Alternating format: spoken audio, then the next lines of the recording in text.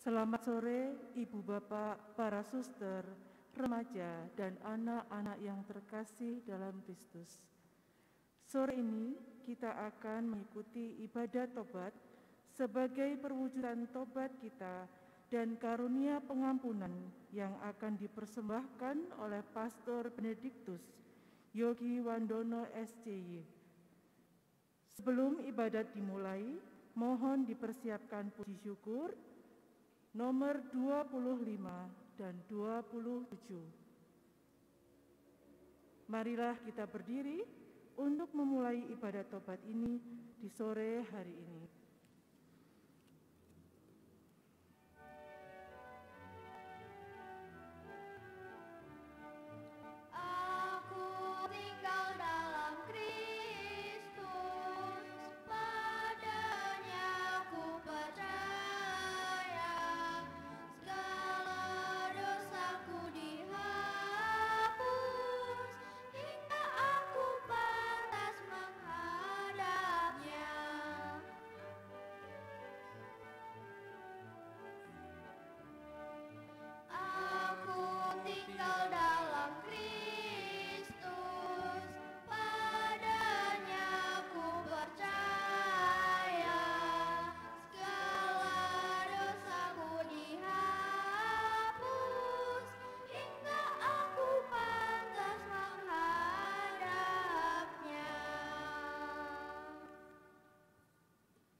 Dalam nama Bapa dan Putra dan Roh Kudus. Amin. Kasih karunia dan damai sejahtera dari Allah Bapa dan dari Tuhan kita Yesus Kristus beserta kita sekarang dan selama-lamanya. Teman-teman yang terkasih, selamat sore. Semoga semuanya dalam keadaan sehat ya, yang ada di rumah. Nah, kita 2 minggu lagi memasuki pekan suci, dan seminggu kemudian kita akan merayakan hari raya Paskah. Nah, semenjak Rabu Abu kita memasuki masa tobat. Ayo adik-adik, masih ingat nggak niat-niatnya untuk pantang dan bermati raga selama Prapaskah? Atau sudah lupa? Nah, kalau sudah lupa, masih ada waktu untuk meneruskan niat-niat yang pernah dibuat di awal masa Prapaskah kemarin. Dan secara khusus, kita mau menyiapkan hari raya Paskah kita dengan hati yang sungguh bersih, dengan hati yang sungguh murni, dan salah satunya adalah dengan mengakukan segala dosa kita, memohon ampun dan memohon rahmat agar kita semakin hari dapat menjadi anak yang baik, anak-anak Allah. Maka sore hari ini adalah kesempatan yang sangat berahmat untuk kita semua, untuk meneliti batin kita, untuk menyesali dosa kita. Nah, pada kesempatan yang istimewa ini, kita bersama gereja yang sedang bertobat juga, kita hendak bersyukur atas kemurahan Tuhan yang sudah kita terima, yang mampu memerdekakan kita dari dosa. Dan rasa syukur atas belas kasih ini mau kita ungkapkan dengan sikap tobat, saling mengampuni dan mengasihi sesama, terutama mereka yang lemah, yang kecil, yang miskin, mungkin juga yang tersingkir, bahkan tidak pernah dianggap, dan juga yang menderita lewat tindakan nyata kita. Maka marilah kita hening sejenak untuk menyiapkan hati kita agar kita semakin pantas mengikuti ibadat pada sore hari ini.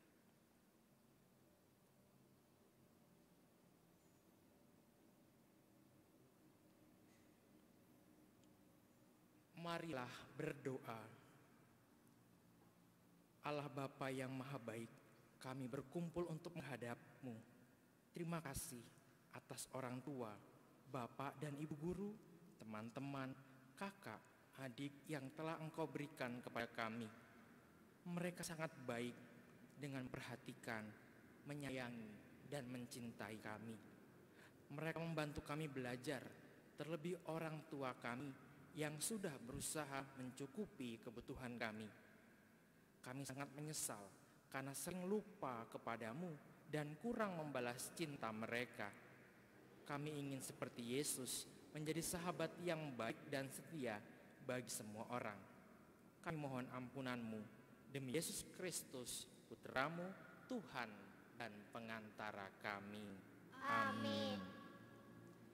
Kita mau mendengarkan sabda Tuhan ya adik-adik, untuk mengantar kita pada pertobatan.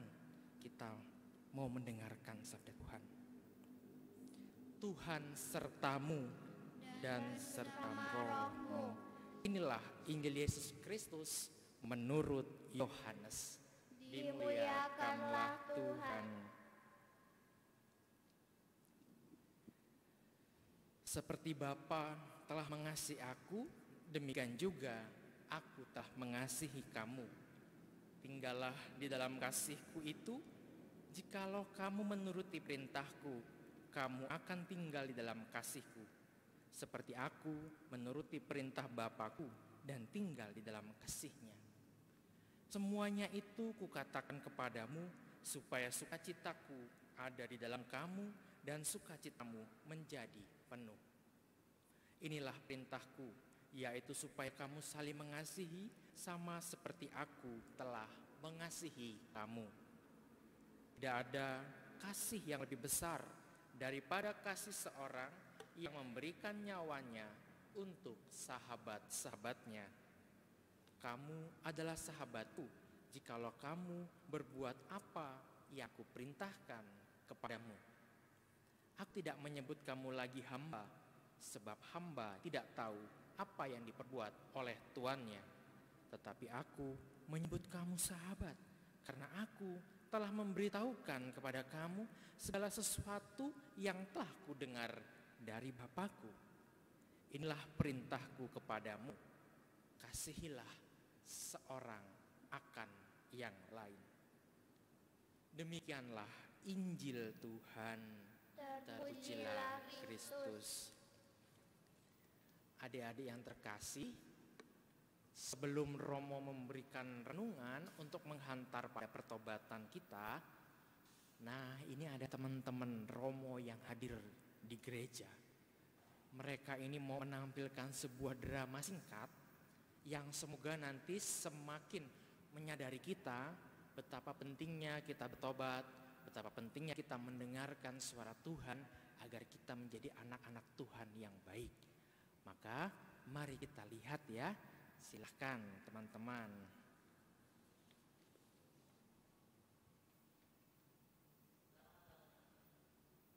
La la la la la la la, aku sang pelajar, aku mau sekolah.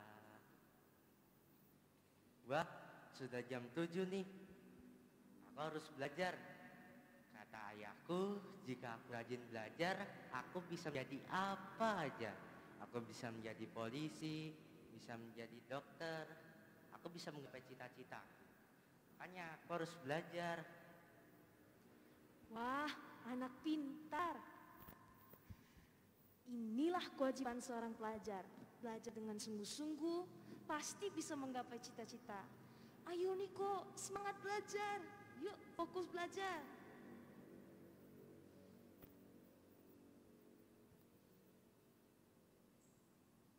Duh, pengen main game nih.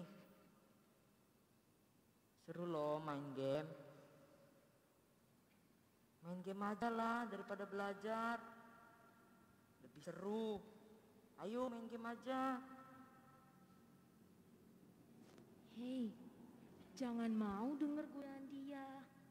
Lebih baik belajar aja dulu. Habis belajar, kan kamu bisa main HP. Ayo, fokus belajar. Buat apa belajar? Main game saja. Lebih seru. Daripada belajar, mendingan main game. Ayo main game saja.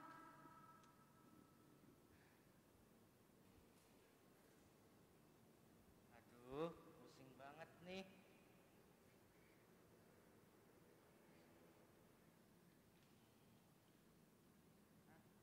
Wah, ada apa nih?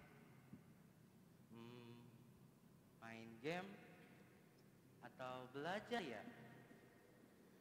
Pusing nih aku. Niko, lebih baik kamu belajar dulu. Biar orang tuamu senang sama kamu. Ayo Ayo belajar dulu. Jangan mau dengar godaannya dia.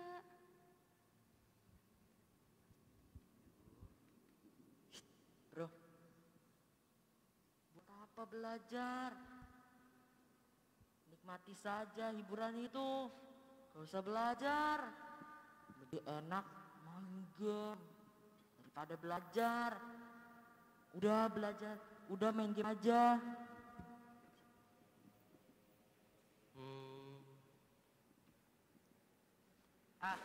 Main game aja. Lebih seru, lebih enak daripada belajar. Belajar bikin pusing. Hei, kok kamu gitu sih? Orang tua kamu kan sudah bekerja keras buat kamu, biar kamu bisa sekolah dengan baik. Kok kamu malah begini sih? Malah lemparin lagi bukunya. Ayo, belajar dulu yuk. Jangan main HP mulu. Nanti kalau papamu tahu gimana? Bro, gak perlu. Udah main game aja. Tinggalin belajarnya. Gak usah belajar. Main game aja. Main game itu asik banget loh. Udah main game aja.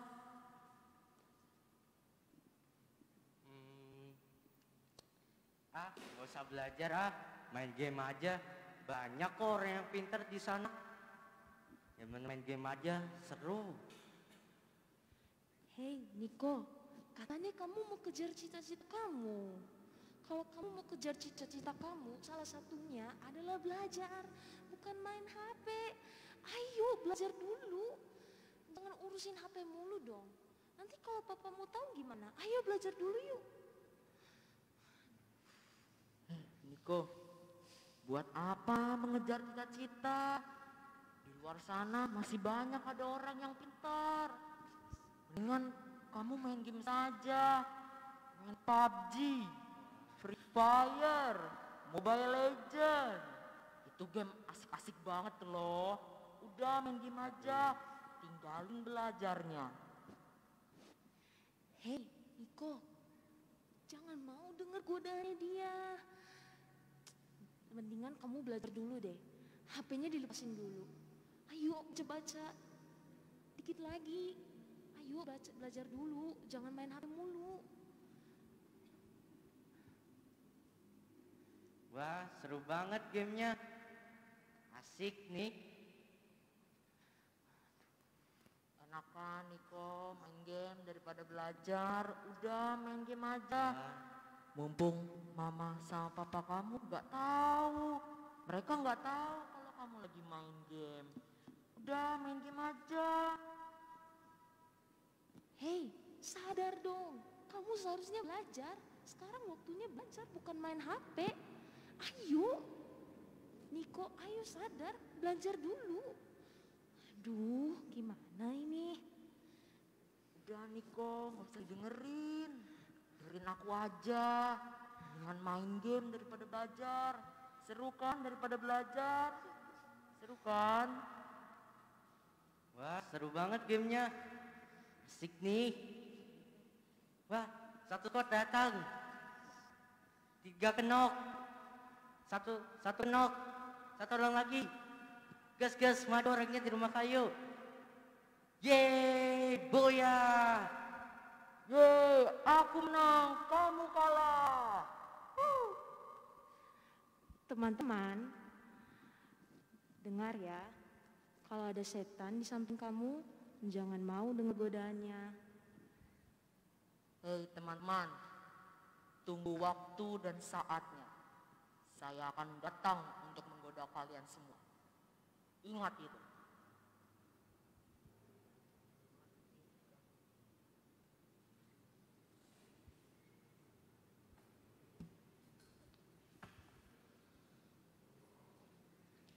Terima kasih untuk teman-teman yang sudah menampilkan drama singkat. Ayo teman-teman, lebih pilih mana? Free Fire, PUBG, Mobile Legends, atau menghafal rumus matematika, menghafal kosakata bahasa Inggris? Ya Romo, ya pilih PUBG atau Free Fire lah. Emangnya nggak boleh ya Romo kita itu main game? Boleh, asal tahu batasnya. Kadang-kadang kita itu menjadi kecanduan main game.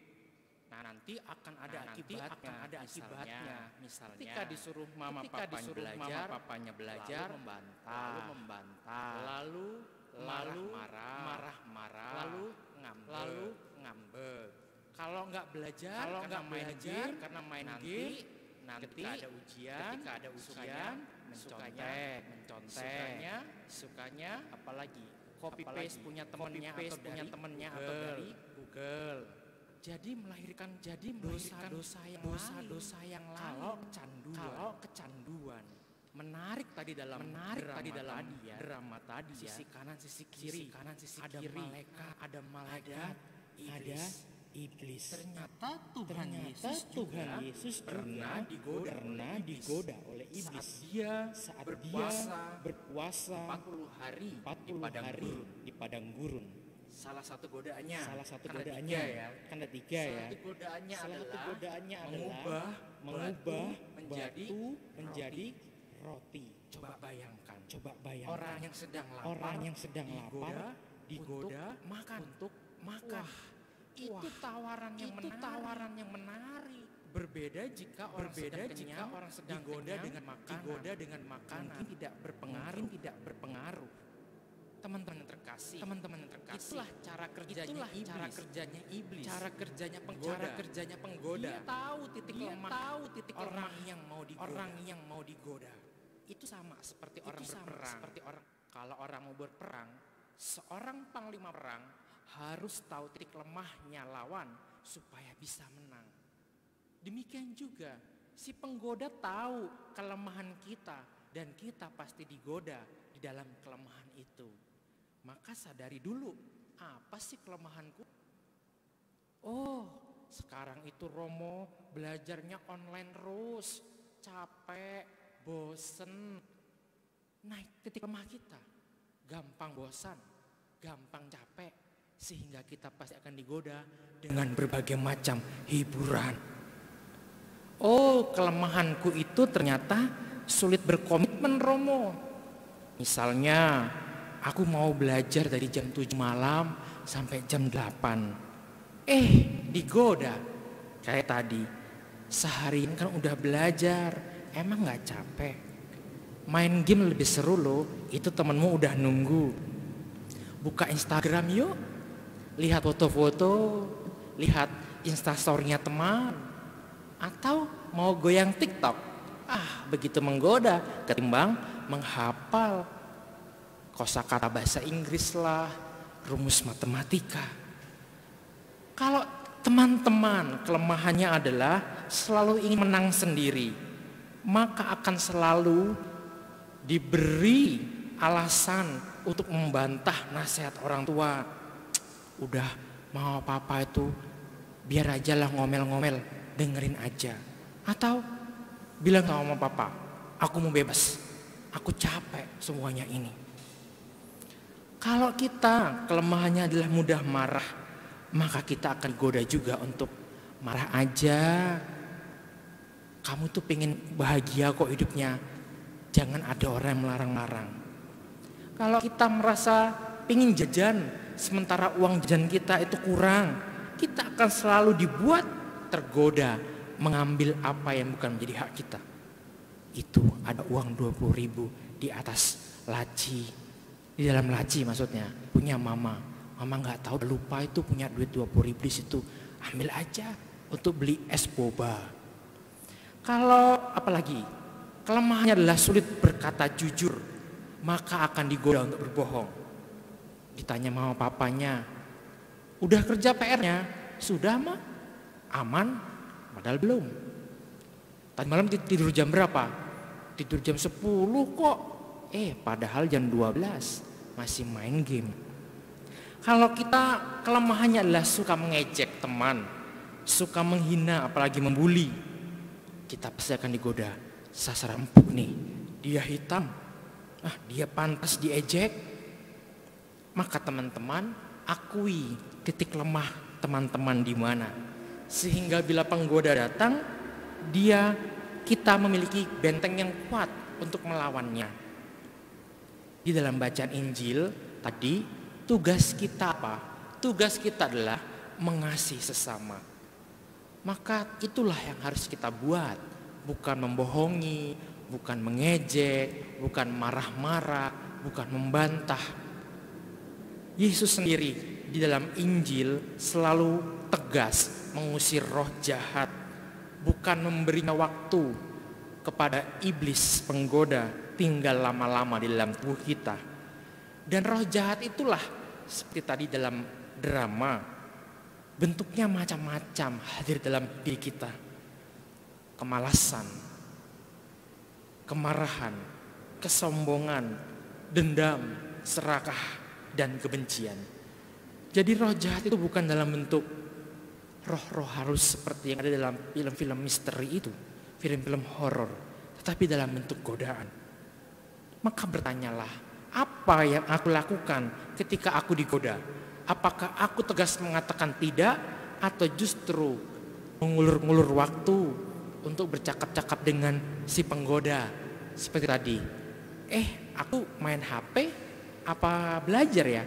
Harusnya dikatakan, enggak, aku jam 7 sampai jam 8 mau belajar, HP-nya aku matikan. Misalnya begitu. Atau enggak, aku mau belajar di ruang tengah yang terlihat mama papa supaya aku tidak tergoda dalam kesendirian di kamar main HP. Maka ketika dirimu malas belajar, hardiklah, lawanlah kemalasan itu dengan berkata, diam, aku mau belajar, bukan main game. Kasihan mama papaku bekerja larut malam demi supaya aku bisa sekolah. Tidak, aku mau belajar sebab aku mau mengejar cita-citaku. Karena cita-citaku jadi dokter lah, jadi pilot, jadi arsitek. Dan semua itu butuh ilmu, butuh kecerdasan. Dan itu hanya bisa ditempuh dengan rajin belajar. Jika kita digoda untuk mengejek orang, katakanlah tidak, aku tahu rasanya diejek tidak enak, maka aku pun tidak mau mengejek. Dan ketika kita digoda untuk membantah nasihat orang tua, katakanlah tidak, orang tuaku adalah orang yang baik dan nasihatnya sungguh demi kebaikanku. Seorang santo bernama Ignatius Loyola mengatakan, roh jahat itu lemah kalau dilawan, tetapi kuat kalau tetap dibiarkan. Teman-teman terkasih, kita mau bertobat, kita mau memperbaiki diri, dan Tuhan hari ini dengan tangan terbuka sangat menanti tobat kita. Ia Maha Pengampun dan Ia pasti akan melimpahkan pengampunan kepada kita, juga melimpahkan berkat-Nya agar kita mampu bertumbuh menjadi anak-anak yang baik, terutama menjalankan perintah-Nya untuk mengasihi sesama. Berkat Tuhan melimpah bagi kita semua. Amin.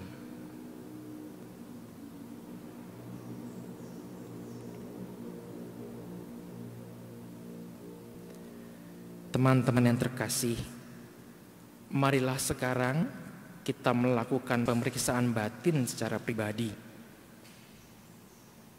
Lewat pemeriksaan batin ini, kita diajak untuk menyadari dan mengakui kesalahan kita secara jujur di hadapan Allah. Nanti setiap kali Romo mengucapkan pertanyaan, silakan jawab dalam hati jika memang iya pernah atau sering. Jika memang tidak pernah, katakan juga tidak dalam hati. Inilah pengakuan kita. Kita harus jujur di hadapan Tuhan. Mungkin selama ini kita sulit jujur di hadapan sesama, terutama orang tua dan keluarga, juga bapak ibu guru. Tetapi di hadapan Tuhan, yakinlah Tuhan tidak pernah marah. Maka jujur, katakan iya jika iya, katakan tidak jika tidak. Mari kita masuk dalam keheningan dan bertanya pada diri kita masing-masing.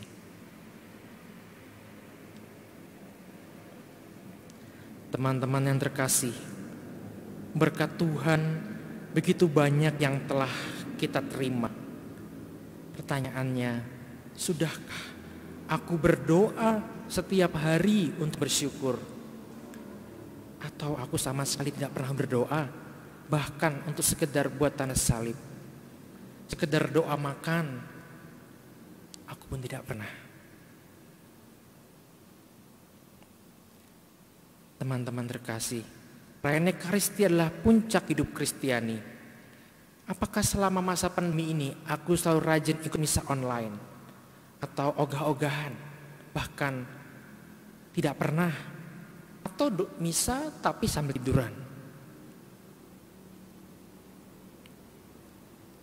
Teman-teman terkasih, Yesus adalah gambaran wajah Allah yang penuh belas kasih. Apakah selama ini aku datang kepadanya saat menghadapi kesulitan? Teman-teman juga pasti punya orang tua yang menyayangi anak-anaknya.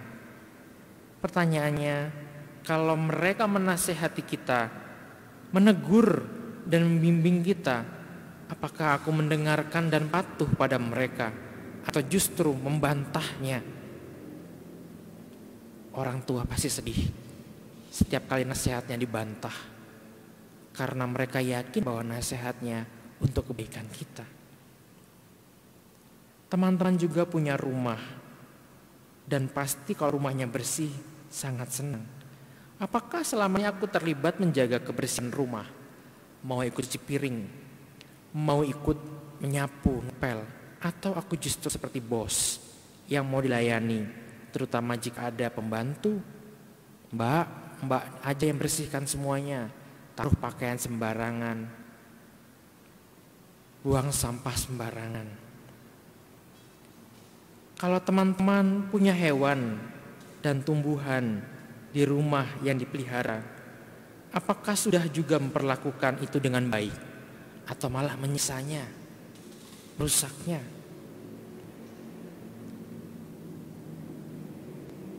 Teman-teman juga punya orang tua, guru, kakak, adik, dan mereka juga adalah anugerah Tuhan, termasuk teman-teman kita.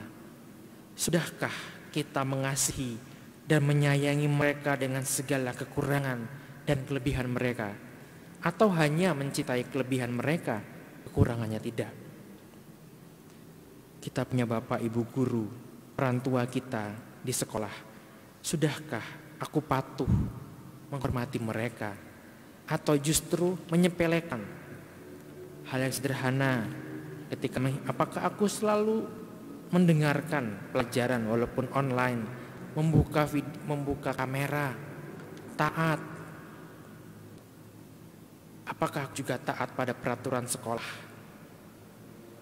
Apakah aku selalu mengerjakan tugas dari guruku dengan baik, penuh tanggung jawab, atau yang penting selesai? Apakah aku juga menghormati semua orang dan berteman dengan siapa saja tanpa pilih-pilih? Aku mau berteman dengan yang pintar saja, yang cantik saja, yang ganteng saja. Apakah aku juga mampu memaafkan orang tua, guru, saudara, dan teman-teman yang punya keterbatasan dan menyakiti perasaanku? Atau aku dendam? Lihat, suatu saat pasti akan kubalas. Dan apakah aku juga berani minta maaf, berdamai bila aku yang melakukan kesalahan, termasuk pada orang tua kita? Maaf ya, aku sudah salah. Sanggupkah aku juga untuk tidak mengejek, menghina, mengolok-olok, memfitnah, dan menyakiti hati orang lain? Apakah aku juga pernah tergoda mengambil uang atau barang milik orang lain? Dan sudahkah aku merasa aku selalu berkata jujur dan tidak berbohong? Apakah aku juga selalu berusaha menepati janjiku atau ingkar janji? Apakah aku lebih mengutamakan belajar daripada bermain, termasuk main game, PUBG, Mobile Legends, Free Fire? Dan Tuhan telah menciptakan kita dengan sempurna. Sudahkah kita merawat, menjaga kesehatan dan kebersihan tubuh kita dengan baik? Mari kita renungkan semua ini dan akuilah segalanya di hadapan Tuhan.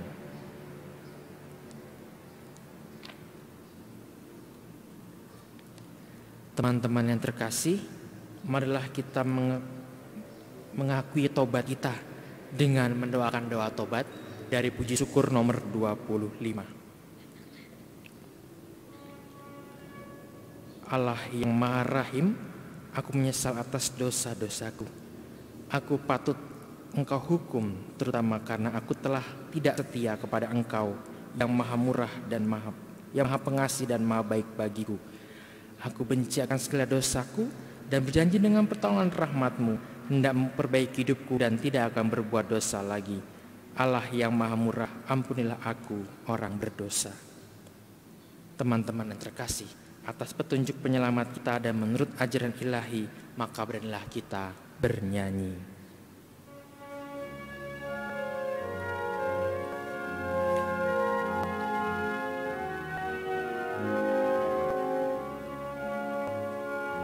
Bapa kami yang ada di surga, dimuliakanlah nama-Mu, datanglah kerajaan-Mu, jadilah kehendak-Mu di atas bumi seperti di dalam surga. Berilah kami rezeki pada hari ini, dan ampunilah kesalahan kami, seperti kami pun mengampuni yang bersalah kepada kami. Dan janganlah masukkan kami ke dalam pencobaan, tetapi bebaskanlah kami dari yang jahat. Dengan perantaraan Gereja Kudus Tuhan kita Yesus Kristus mengampuni dosa-dosamu, maka Romo melepaskan kamu dari dosa-dosamu, dalam nama Bapa dan Putra dan Roh Kudus. Amin. Mari kita doakan doa syukur atas pengampunan. Puji syukur nomor 27.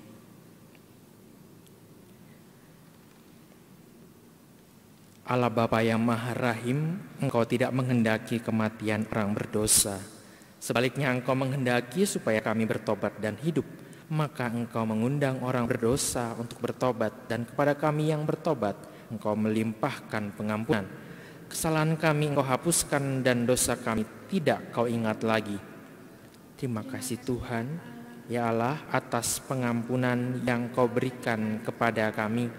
Semoga sukacita di surga karena satu orang berdosa bertobat juga menjadi sukacita kami.